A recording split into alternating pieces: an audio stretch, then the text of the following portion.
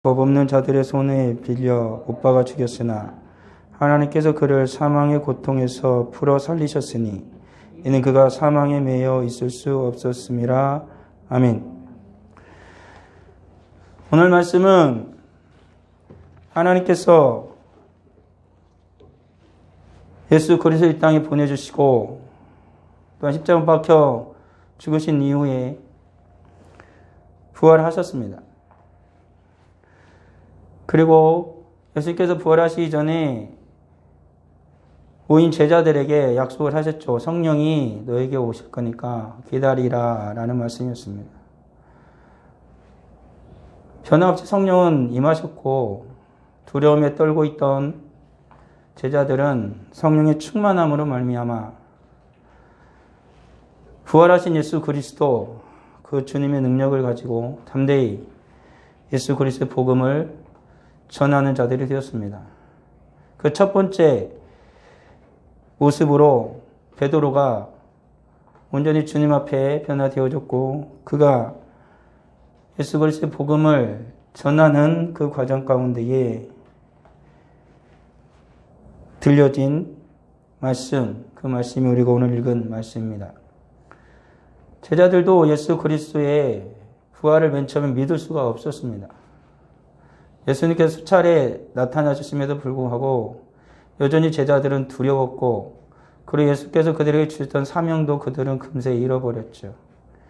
그래서 그들은 베드로를 비롯한 7명의 제자들은 고기를 잡으러까지 갔고 그리고 요한복음에 보는 것처럼 거기서 다시 예수님은 베드로를 비롯한 제자들을 만나 주셨습니다. 그리고 다시 그들에게 사명을 주셨죠. 그렇지만 그 사명을 다시 확인시켜 주셨어도 제자들은 여전히 연약한 자들에 불과하였다라는 것이죠. 그래서 오늘 우리가 본 것처럼 주님께서는 약속하신 그 성령을 보내주신 것입니다. 그리고 성령의 능력을 입은 자들이, 성령의 권능을 입은 자들이 비로소 예수 그리스도의 십자가의 죽으심과 부활이 진정 하나님께서 우리의 구원을 주시는 능력임을 그들은 확실하게 믿게 되었던 것입니다. 그러게 오늘날 예수 그리스도를 믿고 살아가는 성도들이라면은 진정 우리를 위하여 십자가에 박혀 죽으시고 부활하신 예수 그리스도의 권능으로 살아가는 자들이 되어야 하는 것입니다. 이 시대가 진정 어렵고 힘듭니다. 그리고 너무나도 수많은 거짓이 팽배하죠. 오늘날처럼 나라가 그리고 전 사회적으로 사람들이 이렇게 어지러워 보이는 적은 없었던 것 같습니다. 제가 오랜 날들을 살지 못했지만 요즘에 보면은 참 정신이 없다 이런 생각이 듭니다. 뭐가 진리고 뭐가 거짓이고 무엇이 우리를 이끌어 가야 할 것인지조차 알지 못하는, 그리고 나라 전체에서도 아니면 나라를 이끄는 지도자들 가운데 있는 이들도 국민들에게 어떻게 우리가 가야 할지조차 제대로 말해주지 못하고 수없는 혼란만을 야기시켜서 우리 땅을 살아가는 수많은 국민들이 어려워할 뿐이라는 거죠. 그 가운데 예수를 믿는 우리들도 살아갑니다. 우리는 예수님을 온전히 믿고 천국의 소망을 가지고 살아가지만 여전히 육신은 이 땅에서 살아가는 인생이기에 사회의 부조리나 그릇된 방향성 속에서 살아가게 되어지면 우리의 삶은 굉장히 힘들어지죠. 근데 삶만 힘들 뿐만 아니라 우리가 믿음으로 살아가기에 굉장히 곤란한, 너무나도 힘겨운 일들이 우리 앞에 닥치게 되는 게 문제가 되어지는 것입니다. 그런 상황이 우리가 부닥치게 되어지면 예수를 잘 믿고 살아가고 싶던 우리의 마음도 점점 약해지죠. 오늘 같은 이 코로나가 계속 지속되어지는 상황에서 보게 되어지면 우리들도 분명히 보지 않습니까? 지금 작년에도 코로나19 때문에 부활주일에 성찬식을 못하고 그리고 온전히 예배를 드리지 못하였습니다. 그리고 올해는 그나마 괜찮을까 싶었는데 그때보다 더 많은 확진자가 나와버렸고 전주는 때 아닌 그 확진자가 속출하는 바람에 뭐 어찌할 수 없는 일이 되었죠. 오늘도 그러니까 동에서 그러니까 방역 지침서를 또 갖고 왔습니다. 이게 원래는 2주마다 바뀌면 2주마다 갖고 오는데 또 바뀌었다고 또 저번 주하고 다른 걸 오늘 또 들고 왔습니다. 그러면서 하는 말이 덕진 수정교회에서 확진자가 나왔습니다. 그러니까 더 우리만 아니고 이제 수정교회라는 그 교회와 연관된 서울까지 해가지고 이렇게 그런 문자 받으시면 알지 모르겠지만 근데 덕진에서 나온 거예요. 그러니까 교회가 딱 걸린 거죠. 그러니까 20%대로 좌석수 20%대로 예배를 드려야 되고요. 이것저것 물어봤습니다. 사실 저의 마음은 그랬습니다.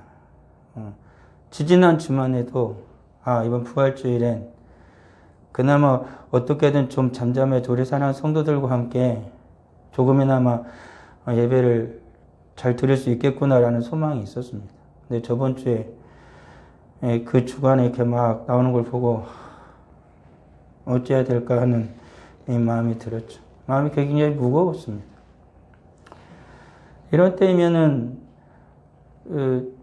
정말 부활하신 그 주님 부활주일에 정말 이 어려운 시국을 다 상황을 이겨내고 정말 그날에 조금이라도 우리들이 많이 같이 모여서 예배를 드린다면 힘이 날 텐데 그러지 못하고 또다시 이런 일이 확 겪게 되어지면 그냥 제 마음이 그런 겁니다.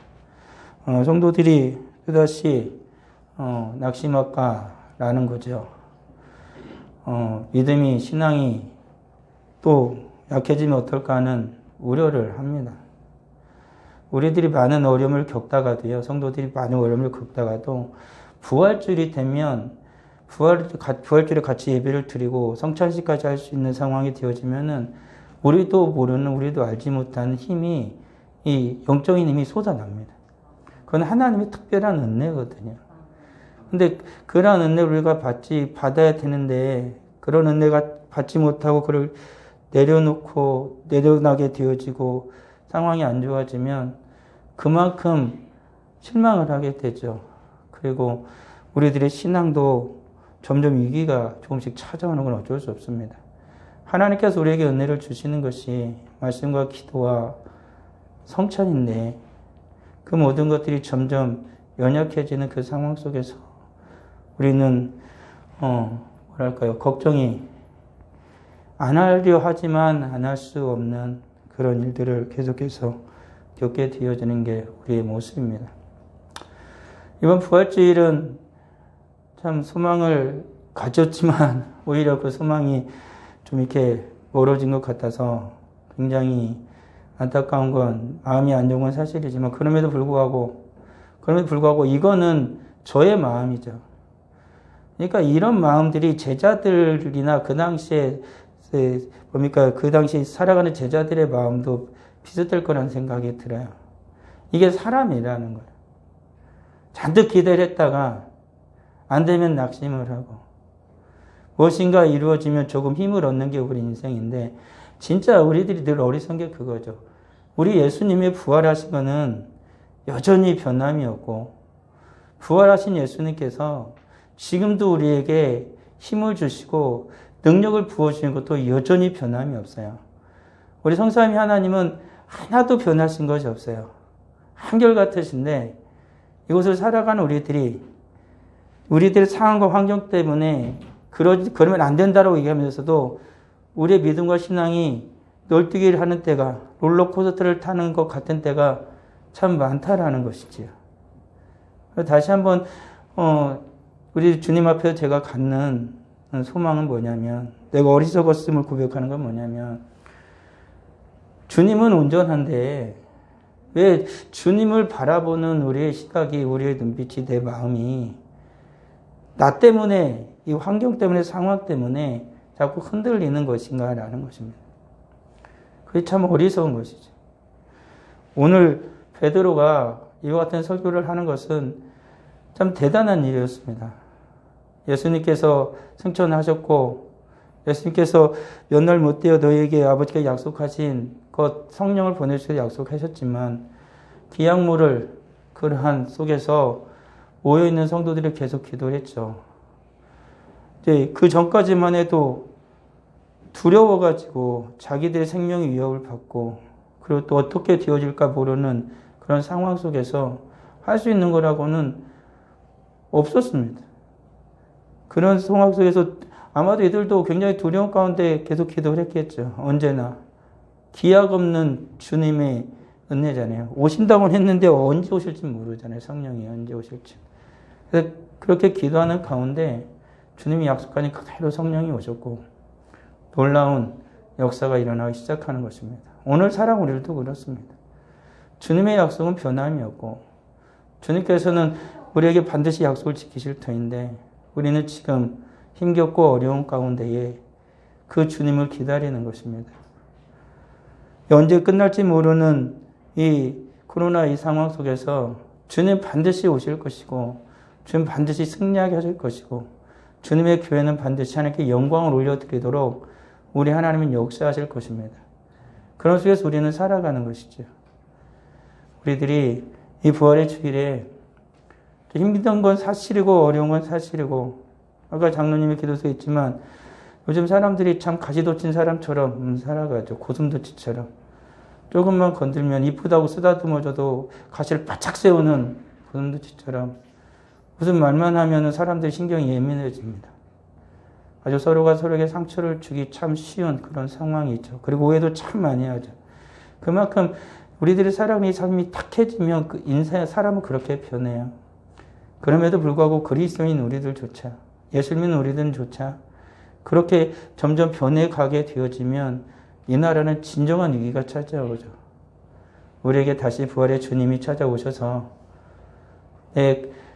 내게 돋아나고 있는 그 가시를 하나씩 하나씩 뽑아내고 부드러운 살같이 되어져서 주님의 거룩한 사람으로 다른 이에게 다가가도 부드러움으로 다른 이가 나에게 다가와도 찔리지 않는 그러한 사랑의 사람으로 주님 앞에서 일어나야 될 것입니다.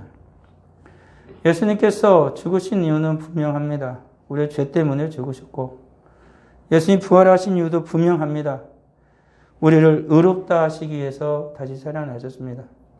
예수님께서 무엇이 부족하셔서 예수님께서 무슨 죄를 지으셔서 예수님께서 무엇인가 능력이 부족하셔서 무엇을 더 얻기 위해서 죽으시고 부활하신 것이 아니라 예수님의 죽으심과 부활하심을 철저하게 구원하기 위한 우리들을 위한 주님의 행위였다는 사실 우리는 잊어서는 안 되는 것이죠. 그래서 주님께서는 반드시 십자가의 죽으심과 부활하심으로 말미암아 사랑하는 성도들에게 이루시고자 하는 일을 반드시 이루십니다. 그래서 우리는 그 주님을 믿으며 살아가죠. 우리는 죄를 짓습니다. 그렇지만 구원의 소망을 어떻게 갖습니까? 예수님께서 나를 십자가 밖에 죽으셨다는 그 믿음 때문에 우리는 구원의 소망을 가지고 우리 이 땅에서 살아가는 것이지요. 죽음이 두렵습니다. 미래가 불투명합니다. 그럼에도 불구하고 우리가 소망을 가지고 살아갈 수 있는 일은 무엇입니까? 부활하신 주님께서 반드시 우리를 다시 살리실 것이고 영원한 하나님의 나라에 들어가게 하실 것을 믿기 때문에 그렇죠. 이 세상에서는 수많은 제약이 우리에게 있습니다. 노력해도 안 되는 거 있고 열심히 달려가도 안 되는 거 있고 정말로 어떻게 해보려고 해도 안 되는 것이 있지만 이 우리를 향한 그 구원은 부활하신 주님께서 우리에게 이루시는 그 모든 것들은 그 모든 것이 아무리 부족하다 할지라도 반드시 우리 주님께서 이루어 주시는 것이죠. 그러게 부활의 주님을 우리는 바라보면서 믿음으로 승리하며 살아가야 한다는 것입니다. 어떤 이들은 묻습니다. 어떻게 죽은 사람이 살아나가고 그리고 정말로 사람이 부활할 수 있겠느냐라고 말하는 이들이 참 많습니다. 오늘날의 시대 가운데서는 참으로 그렇습니다. 예수님께서 죽은 것은 예수 믿는 사람들도 참 많이 인정합니다. 그렇지만 오늘날에 예수를 믿는다고 하면서 교회를 다닌다라고 인정해야죠. 많은 우리 젊은이들, 우리 중고등부 아이들 같은 경우에도 예수님 부활한다 그러면 안 믿습니다. 예수님께 부활하신다라는 그것은 도저히 불가능하죠. 더더군다나 무엇은 받아들이기 어렵냐면 우리도 나중에 주님이 오시면 다 살아날 거다. 안 믿습니다. 교회를 다니면서도 안 믿는 사람이 많습니다. 부활을 안 믿는 사람이 참 많습니다. 이게 문제가 되어지는 거죠. 이게 교회의 위기입니다. 예수 그리스도께서 나를 십자가에 못 박혀 죽으신 건 믿어요. 그런데 부활은 못 믿겠다는 거죠. 이게 반쪽짜리 신앙이죠. 오늘날의 교회가 어렵고 힘겨운 이 모든 시대를 지나면서도 우리가 이겨낼 수 있는 그 모든 것은 뭐냐면 죽음을 이기시고 승리하신 예수 그리스도, 다시 살아나신 예수 그리스도를 향한 부활의 신앙이 있기에 교회가 이 시대를 이겨낼 수 있는 것입니다. 만약에 오늘날의 교회가 이 우리가 부활의 신앙을 가지고 있지 않으면 교회가 반드시 행해지는 게 있는데 뭐냐면 그거는 타협을 하게 됩니다. 세상으로 기울어지게 된다는 것이죠. 죽으면 죽으리라는 신앙을 가지게 되어지는 이유는 뭐냐면 부활의 신앙이 있기 때문에 그래요. 난 죽어도 괜찮다는 거죠. 왜? 나는 부활할 거니까. 주님과 함께 다시 살 거니까. 라는 것입니다. 그렇죠? 부활의 신앙이 없으면 우리는 타협합니다. 죽는 게 두려우니까. 이 세상에서 나는 예수를 믿어. 십자가 예수님을 구원한 예수님을 믿어. 그렇게 살아가면서 여전히 세상과 타협을 하는 것이죠. 죽지는 않습니다. 그러는 가운데 우리들의 신앙도 오염되어지고 교회도 오염되어지는 거죠. 가장 큰 문제는 뭐냐면 하나님의 이름이 능욕을 당한다는 것입니다. 하나님의 이름이 망령된 일컬음을 당한다는 것이고 예수 그리스도의 십자가의 죽으심이 헛된 죽음이 된다라는 것이죠. 성경은 우리에게 분명히 말씀하고 있다라는 사실입니다. 그러나 이제 그리스도께서 죽은 자 가운데서 다시 살아나사 잠자는 자들의 첫 열매가 되셨도다. 이게 성경입니다. 성경은요, 예수께서 죽었다 다시 살아나셔서 잠자는 자들이 누굽니까? 믿음의 모든 하나님의 백성들을 이야기합니다. 그들의 첫 열매가 되신 분이 누구다? 예수님이시다. 이 예수 그리스도를 믿는 자들은 예수님과 같이 반드시 모두 다 부활합니다. 여기서 말하는 부활은 뭐냐면 영생의 생명의 부활을 저는 말하는 것입니다. 죽은 모든 자들은 부활합니다. 근데 부활은 두 종류가 있습니다. 하나는 심판의 부활을 받는 자들과 생명의 부활을 받는 자들이죠. 예수를 믿지 않는 자들은 살아납니다. 그렇지만 그들은 차라리 안 살아나는 게 낫죠. 그들이 영원한 육신의 몸을 부활체의 몸이 돼서 다시 둘째 영원한 불못에 떨어져서 영원토록 그들은 거기서 살아야 되니까. 그렇지만 주님께서 믿는 자들에게 반드시 약속하신 게 있습니다. 영원한 생명의 부활을 하게 되어지는 것이죠. 어렵고 힘들지만요. 우리들이 이렇게 시대를 어렵게 힘들게 살아가지만 우리의 부활이 사라지는 건 아닙니다. 영원하신 주님의 약속이 사라지는 건 아닙니다. 그와 더불어서 우리가 부활의 신앙과 믿음을 가지고 살아갈 때 이 모든 어려움을 이겨낼 수 있는 능력이 주님으로부터 우리에게 부어진다는 사실입니다. 그게 믿음이라는 것입니다. 부활의 믿음이 있는 자와 부활의 믿음을 가지고 있는 자와 없는 자는 분명히 다릅니다. 부활의 믿음을 가지고 살아가는 자들은 모든 악한 상황 가운데서도 모든 어둠 속에서도 반드시 빛으로 오시는 예수 그리스도를 보게 되어지고 주님께서 그들을 일으키심을 반드시 경험하게 되어집니다. 이게 성경이라는 것이죠. 그렇지만 부활의 주님을 믿지 못하고 바라보지 못하면 그들은 아무리 열심히 신앙생활을 한다 할지라도 그건 처절하게 실패합니다. 우리나라가요. 일제시대에 그리고 6.25 모든 상황과 그 어려운 경제적인 그 모든 것들을 교회가 이겨낼 수 있었던 이유는 분명합니다. 그거는 십자가의 신앙과 함께 부활의 신앙이 있었기 때문에 이겨냈던 것입니다. 부활하신 우리 주님이 이 모든 어려움 당하고 고난 당하는 이 나라를 건져낼 것이라는 것을 부활하신 우리 주님께서 이렇게 어렵고 힘든 이 나라와 우리 자녀들을 다시 새롭게 살아나는 복된 나라로 만들어 주실 거라는 확실한 믿음이 우리 신앙의 선배들 가운데 있었기 때문에 그 모든 것을 이겨낼 수가 있었다는 것입니다. 자녀를 키워보는 모든 부모님들이 알겠죠. 아무리 자녀를 사랑하고 아낀다 할지라도 그 자녀를 향해서 주님께서 반드시 이 아이를 주님이 기뻐하시는 자로 키워주실 거라는 그 소망이 없으면 이 현대를 살아가는 상황 속에서 어떻게 키울지 발만 동동 구르는 이들이 정말로 많다라는 것이죠. 우리도 그렇게 될 것입니다. 어떤 이들이 이렇게 말합니다. 요즘에 젊은이들이 결혼을 안 하고 결혼해도 아이를 안 낳고 왜 안 낳고 어떻게 낳냐고. 이 애 낳다가 어떻게 키우냐고. 어떻게 키우냐. 이 힘든 상황에서 어떻게 키우냐. 결혼을 해도 어떻게 제대로 신혼집도 못 차리고 우리가 같이 살게 되어지면은 조금 나아져야 되는데 전혀 소망이 없어 안 보이는데 우리가 어떻게 하냐. 갖고 오늘날에 다른 나라는 어떤지 모르지만 우리나라 젊은이들은 대부분 그렇게 생각합니다. 쉽게 생각하는 것이죠.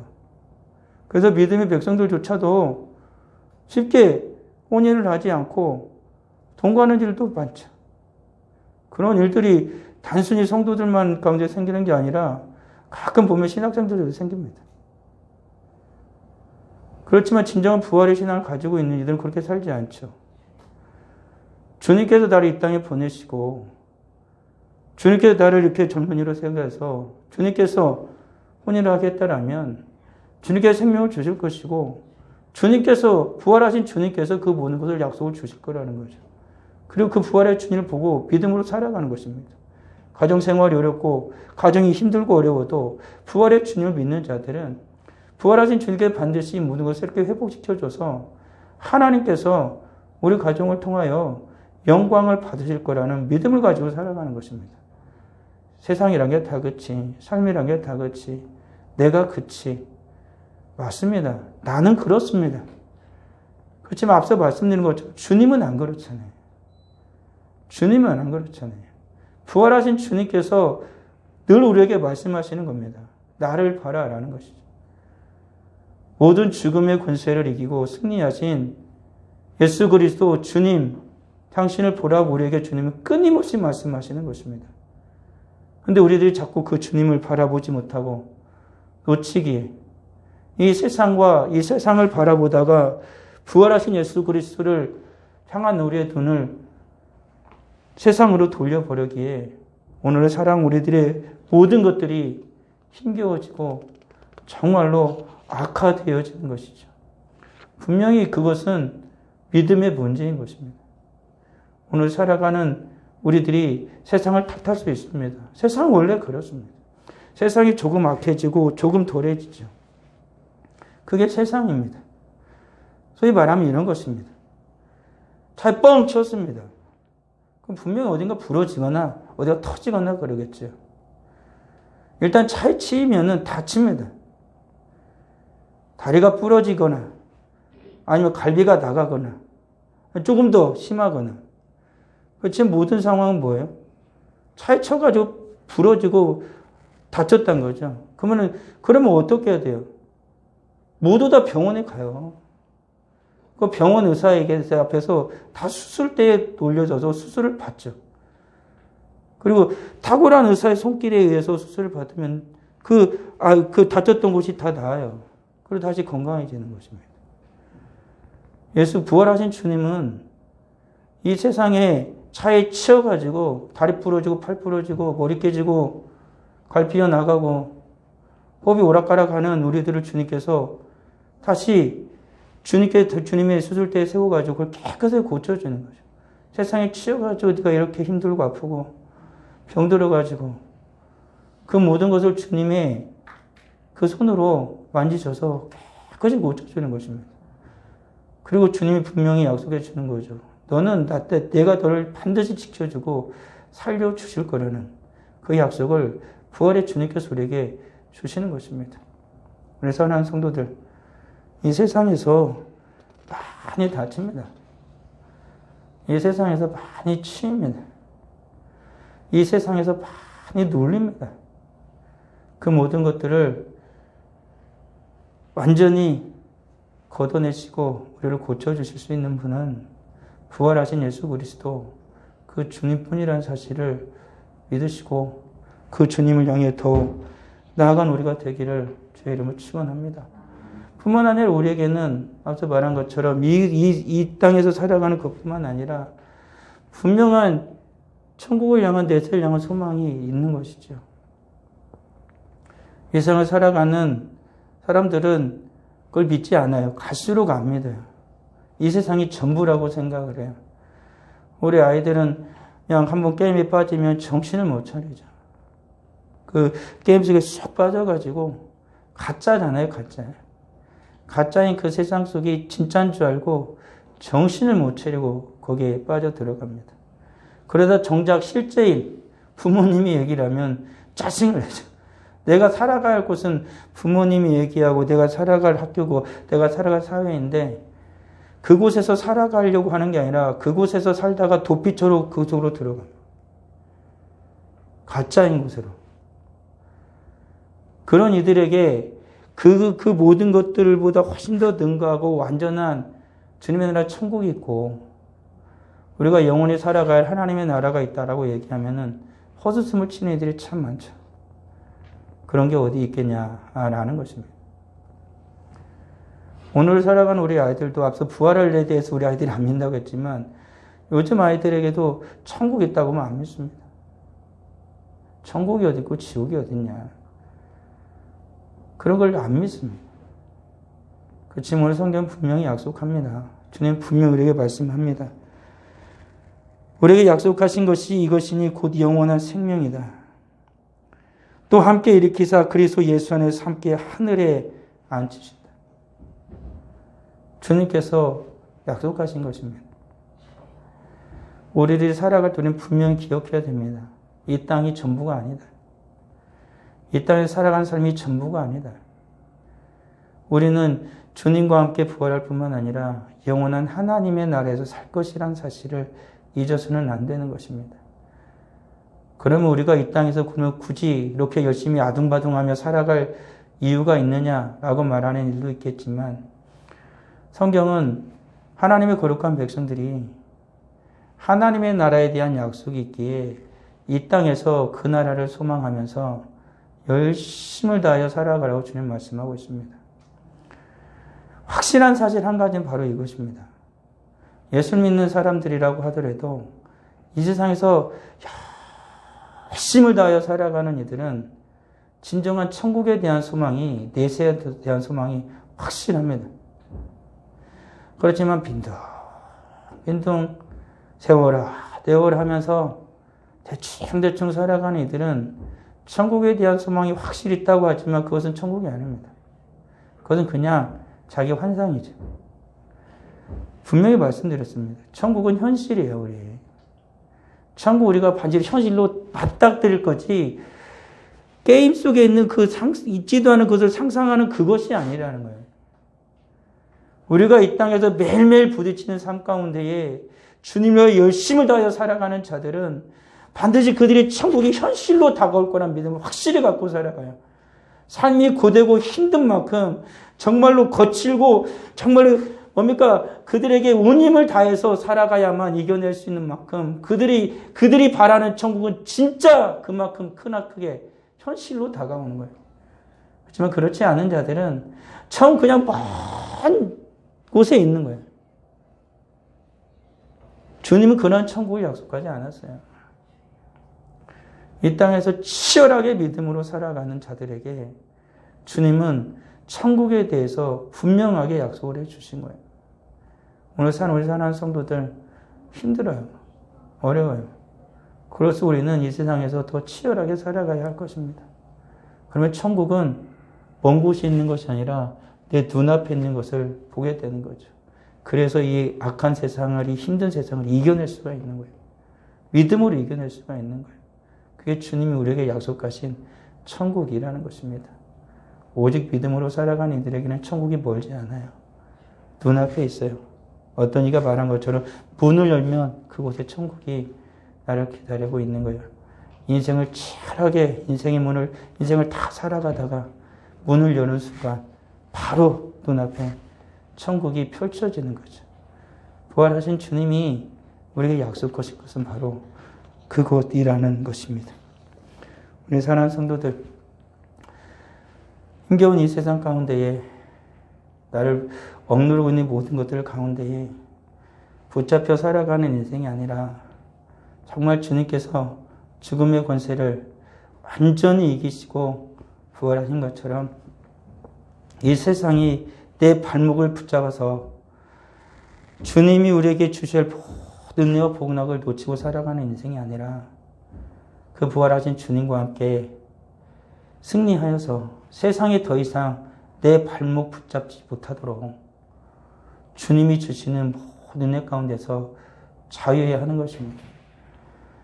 예수를 믿는 사람들도 이 세상에 수많은 것들이 우리를 억누르고 있는 건 사실이에요. 그렇다 그래서 우리가 그들에게 붙잡히진 않아요. 분명한 건 그거잖아요. 힘들어도 세상 우리를 이길 수 있는 게 아니에요.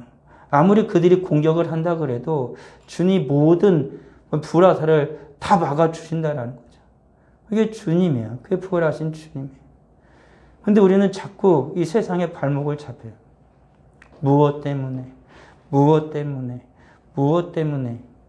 그러면 세상에 발목 잡힐 거예요. 그렇지만 부활의 신앙을 가진 이들은 뭐예요? 그럴지라도 세상이 그렇게 해도 나는 부활하신 주님과 함께 이겨낼 거라는 믿음을 갖고 살아가는 거죠. 진정 우리는 그리스도인들은 무엇 때문에 그렇게 살아가는 게 아니라 아무리 세상이 그럴지라도 나는 부활하신 주님과 함께 반드시 승리할 거라는 그 믿음을 가지고 살아가야 하는 거예요. 그래야 우리는 자유로울 수 있어요. 계속 아무리 그냥 겉이 번지를 해도 독수리 발목에다가 독수리 발에다 사슬 하나 묶어놓으면 그 독수리는 절대 하늘을 못 날아요. 그러면 길을 가는 짹짹짹짹 거리는 참새라도 그 다리를 묶어놓지 않고 가만히 놔두면 어느 곳이든 날아다니는 거예요. 내가 독수리냐? 내가 얼마나 대단한 뭐냐? 그게 중요한 게 아니고 이 세상이 내 발목을 잡고 있냐? 이 세상이 내 발목을 못 잡았냐? 그게 중요한 거예요.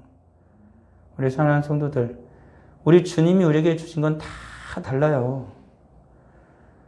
그렇지만 한 가지는 공통적인 게 있어요. 자유예요, 자유.